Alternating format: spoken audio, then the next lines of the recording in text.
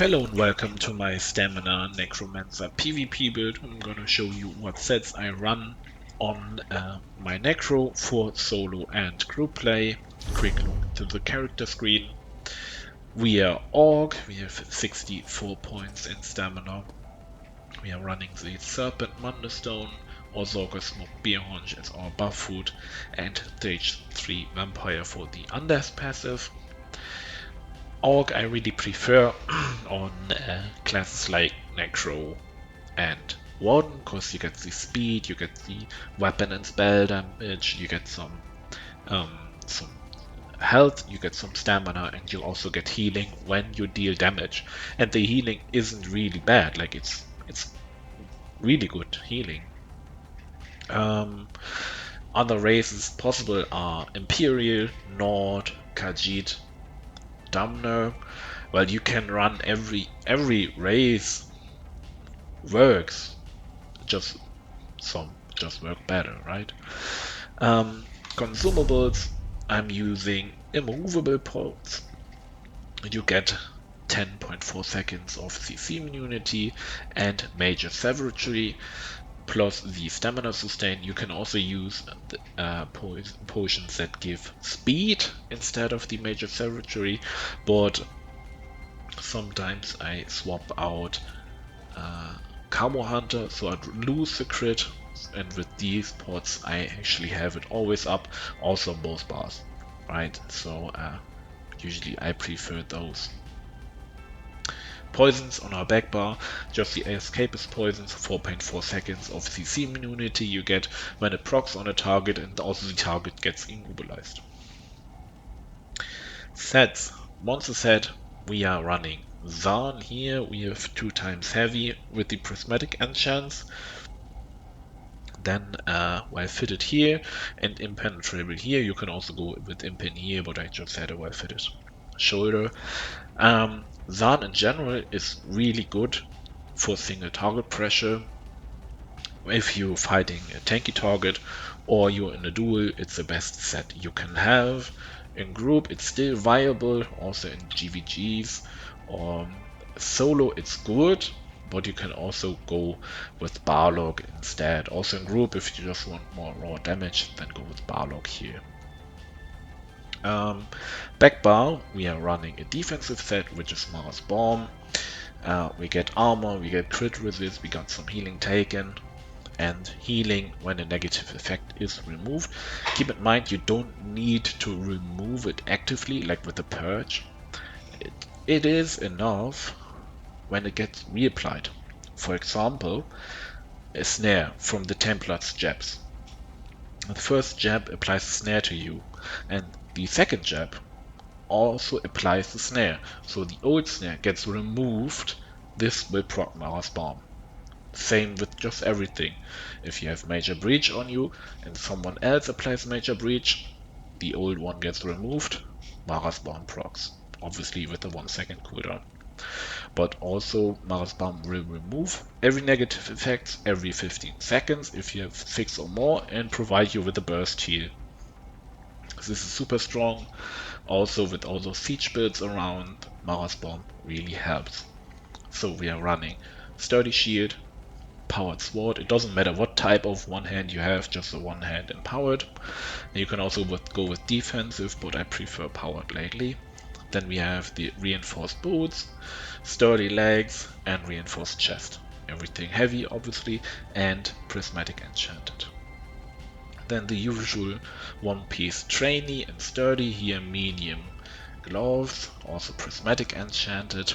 And on front bar, we are running Rallying Cry. Rallying Cry will give us damage when it procs.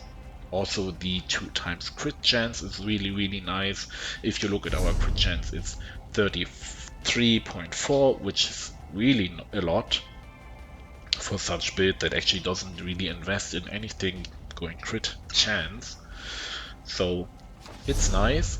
And when it procs, we get the weapon and spell damage. Also the huge amount of critical resistance makes you super tanky against burst damage, because the most burst damage you will get is from crit, and this helps mitigating crit damage a lot.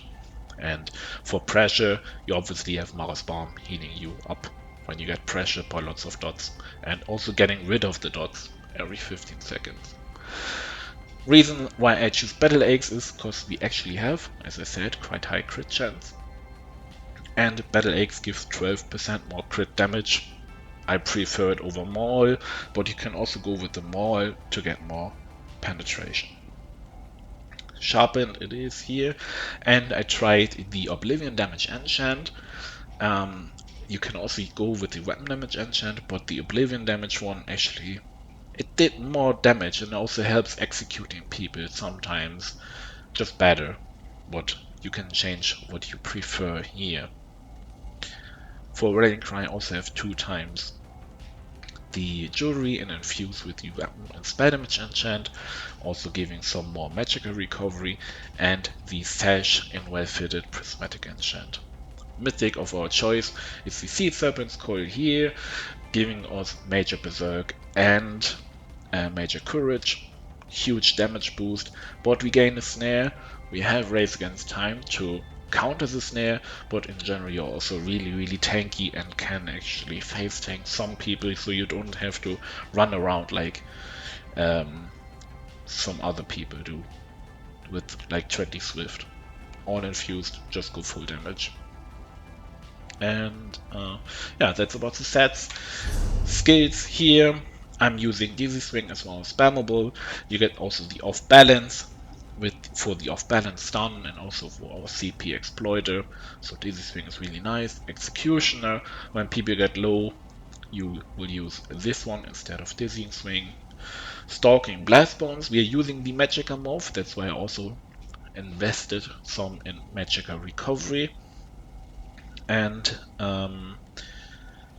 yeah, it does flame damage, and basically everyone is a vampire, so flame damage will hit harder, and you get also some damage modifier the longer the skeleton chases its target, so really strong. Then we have Camo Hunter for the major savagery, increasing our critical chance. Also, we get Minor Berserk when we deal critical damage from the flank, and passively we gain some weapon and spell damage from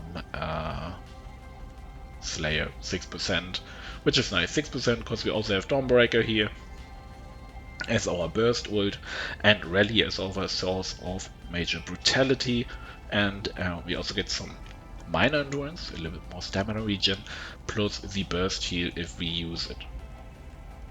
Well, if you recast it or it runs out, we get some burst heal. Sometimes I do switch it around. I put Turn Evil here for the AoE stun, which is, I would usually do in group with people up beginning at 3. If you're in a duo, better go with Dawnbreaker, I guess.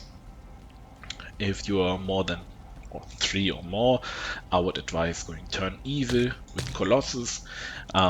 Usually you cast your Blastbone, you pop Colossus and stun them with Turn Evil. So usually the Blastbone jumps on them when they are stunned, and they also have to break free before they can block a lot and take already a lot of damage from Colossus, making it able for your group members to basically kill them. Also, you give everyone major vulnerability, well, every enemy, which will increase the damage they take by 10%. Backbar, Mortal Coil, the healing over time, plus we get some magical and stamina recovery. Also when we slot it, 3% healing done. Race Against Time as the speed and snare removal. Also minor force, which is nice to boost our crit damage a little bit more. Spirit Guardian, some healing, 10% damage mitigation while it's active, and also when we have it active we get 200 stamina magical recovery. That's just great.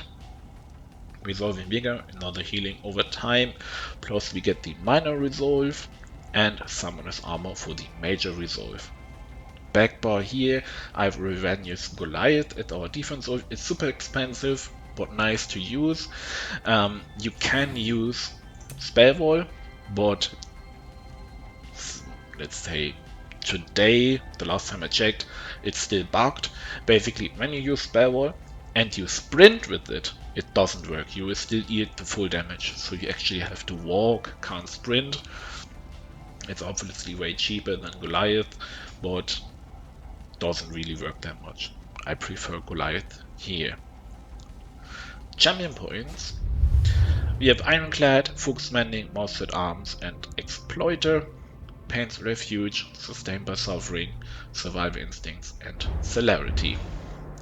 In general, Stamp Crew is a fun class to play, not the strongest. It basically gets outclassed by Warden or by Nightblade. But for people who still want to play the OG Stamina Necro, this is a build you can use. Actually, those sets I showed you here can work on every class. On Stamina Warden, on Warden, on Sork, on Nightblade, on DK. It just works. Those are one of the strongest combinations you can have for an all-around build, which can do solo, which can do group play, which can do battlegrounds, which can do dueling. This is one of the best builds to have for just a build that works everywhere. And yeah, enjoy the build and see you in the next video.